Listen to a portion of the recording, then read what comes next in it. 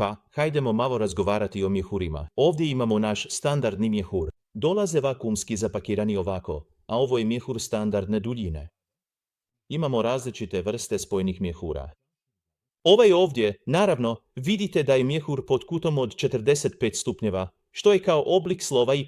Imamo ga i pod kutom od 90 stupnjeva, što je oblik slova T. Imamo i dvostruki bočni mjehur, što znači, znate, imate po dva sa svake strane, bilo pod kutom od 45 ili 90 stupnjeva, koji idu poprijeko, ali u svim slučajevima, svi su izrađeni od istog materijala. Kao što ovdje možete vidjeti, ovo je silikonski materijal koji koristimo, a ako pažljivo pogledate, primijetit ćete da iznutra ima rešetkastu strukturu. Ova rešetkasta struktura omogućuje mu da se lagano rastegne bez oštećenja ili pucanja silikona, gotovo na isti način kao što armatura djeluje unutar betona. Što se tiče brteveljenja, ovdje iznutra možete vidjeti da je spojeno silikonom, a izvana je ponovno spojeno posebnom vrstom trake. Ne znam možete li to tako lijepo vidjeti, toliko je tanko i teško za uočiti, ali u svakom slučaju, sve je lijepo spojeno tako da ne propušta.